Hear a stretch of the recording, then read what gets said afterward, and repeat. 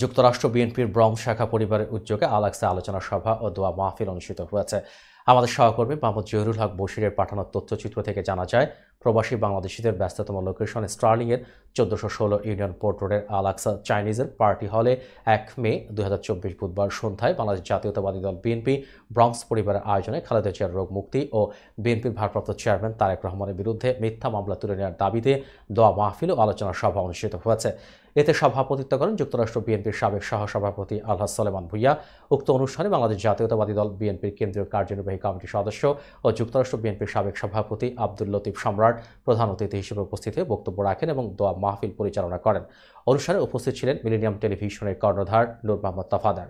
আরও উপস্থিত ছিলেন Bangladesh television reporters association of Bangladesh tribe যুক্তরাষ্ট্রের সাধারণ সম্পাদক মোহাম্মদ জহিরুল হক বশির।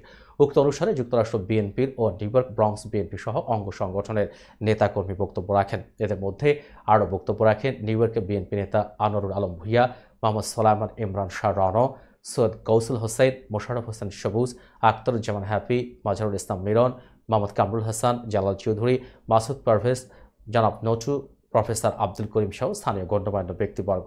উক্ত অনুষ্ঠান সঞ্চালনা করেন মোহাম্মদ শরীফুল ইসলাম শরীফ।